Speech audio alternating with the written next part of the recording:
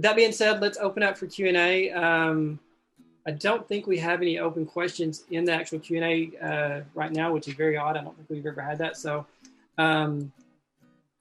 with everybody that's hanging on, do you guys, we can type these in, or if somebody really wants to raise their hand, they're more than welcome to, and we can, I believe that we can open this up for live if you'd rather talk.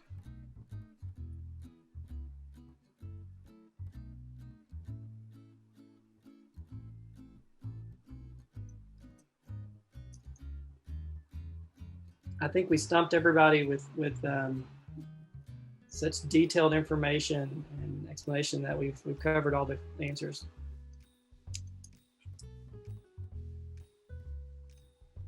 Porter, anything that you want to, I know we did most of the talking, this is your product. Is anything else you want to follow up with at the end here?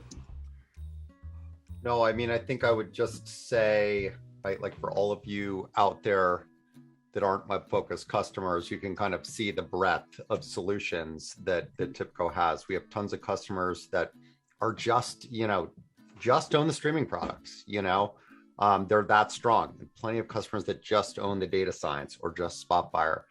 I've been amazed at how many customers own 2 or more of those products and are using them in a single application.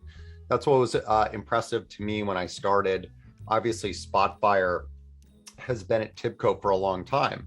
And so you'll see a lot of the success stories in the demonstrations involve Spotfire, and they're super cool. If you were to look into like how, Bayer Crop Sciences is using drones and then using data science for image recognition and things like that. So the use cases are incredible.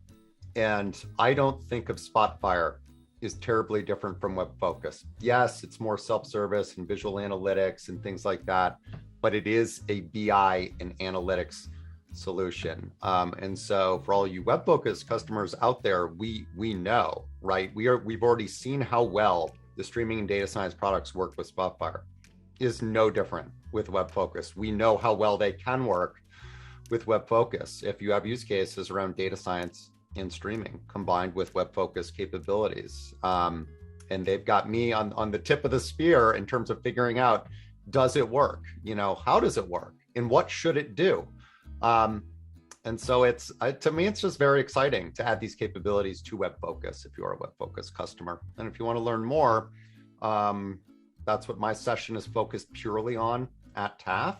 But then there's tons of other sessions that are just like deeper dive into the data science product, deeper dive into the streaming product, and looking at combinations as well. So Tim, thank you for setting this up and inviting us.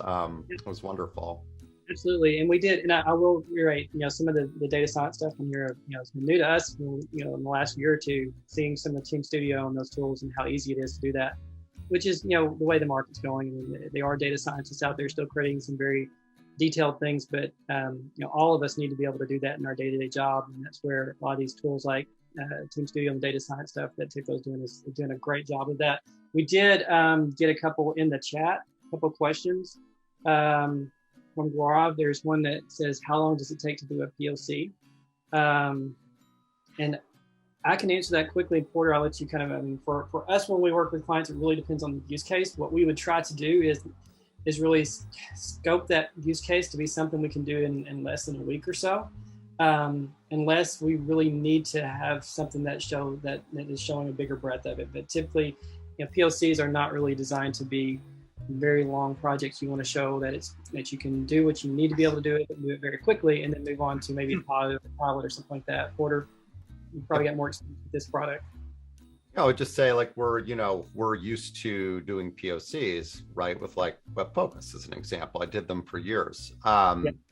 What I've found is that if you want to POC 2 products, first of all, like you want to do a POC with TIBCO Cloud Data Streams, free trial. Like you could just, but also there's obviously POCs are done with all of those products, but a lot of people want to POC, hey, I want to see, we've got an opportunity right now. I've got web-focus, I'm a supermarket or a retailer. I want next best action. How do we do that? Cool thing in TIBCO is like we have accelerators for a lot of these use cases. So we've already done it. And then if it's a product that we don't have an accelerator for, I mean, like that's what we're doing. That's why we're working on integrating the products together, is to make POCs easier, you know, because if you're POCing two different products, it's more complicated, you know, like we're trying to do that hard work for you to make those POCs of these multiple technologies and products go quicker, you know. Absolutely. Wim Huffman also had a question in chat. We have Web Focus and Data Migrator. Can we discuss the use for this use case? So how can we use Web Focus and Data Migrator in a hyperconverged analytics use case? So Data Migrator, right, is the ETL product that is one of the products that came over in the IBI acquisition of TIBCO. What's been interesting is TIBCO has all of these products, and they have a lot of products in Unify. You know, they have TIBCO Data Virtualization, market leading product, TIBCO EBX, Master Data Management, market leading product. Guess what they didn't have?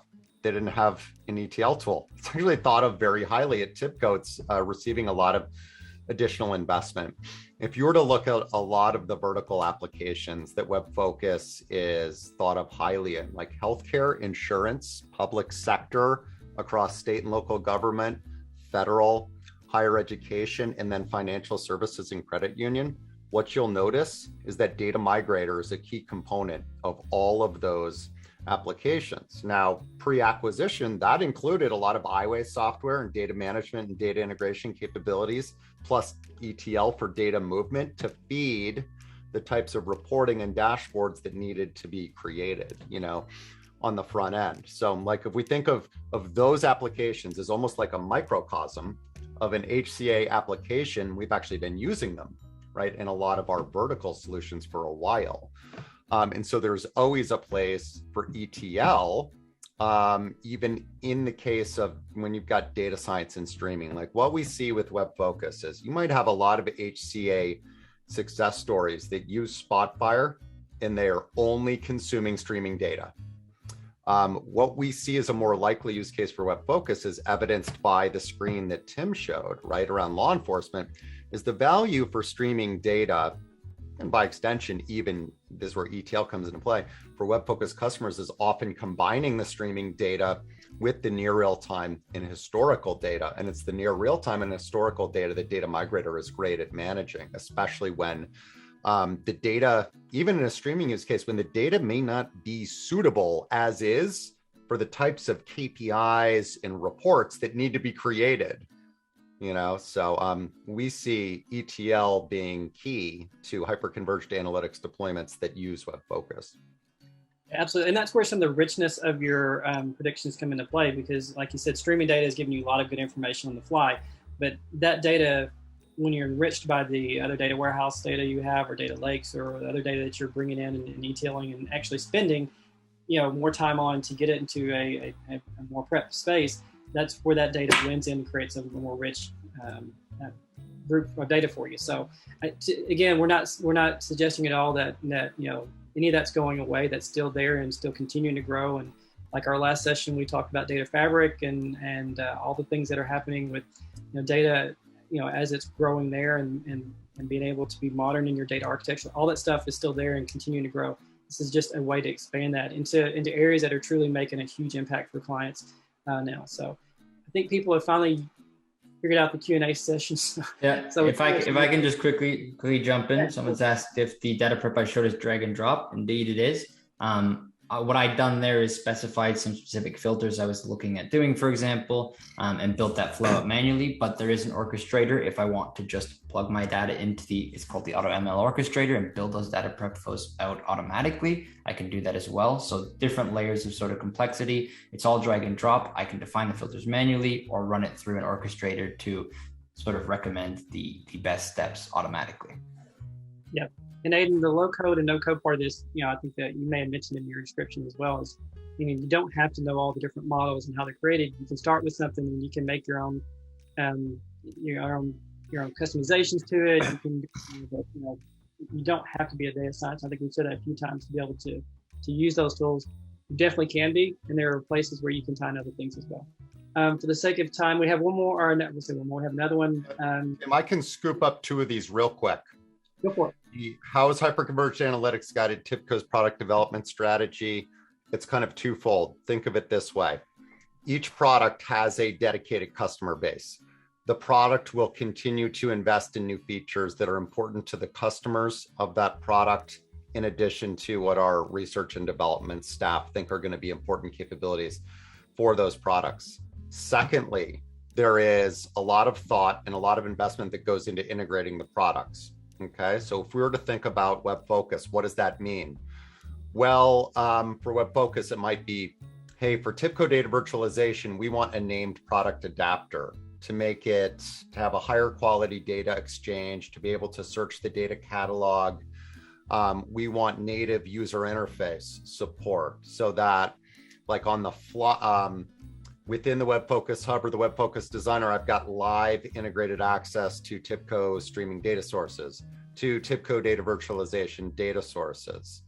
In regards to streaming, with the attendee that asked, is Web Focus ready for data streaming? I just posted on LinkedIn last week a 5-minute video on how we do it. Works today.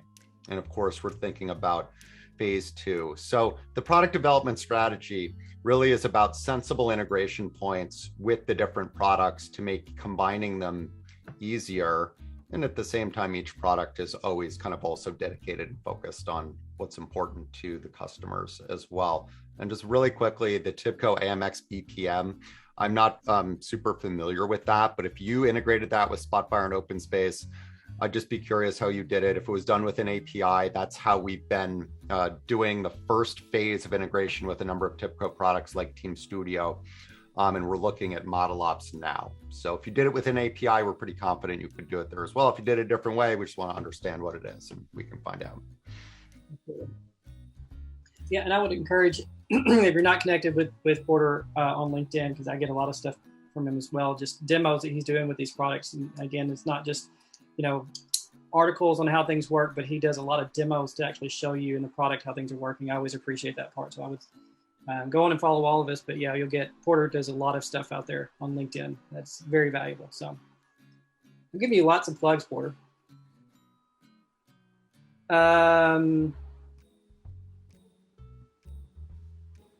So can we explore those POCs? If yes, how can we? So Robbie Curran, I think that hopefully I'm pronouncing your name right. We'll follow up with you on that as far as what a POC would look like. Porter, I'll send an email and copy you on it. We can kind of get him engaged in the conversation about if there is a POC thing, what it would look like. Any other last questions?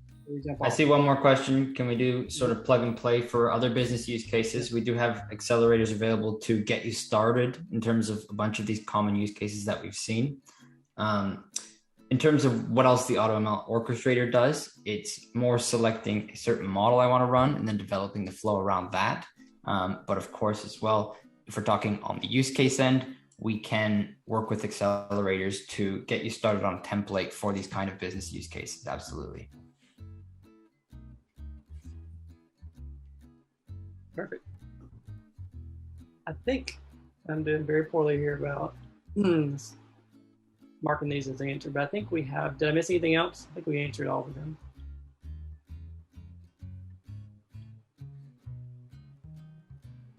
Any other last questions?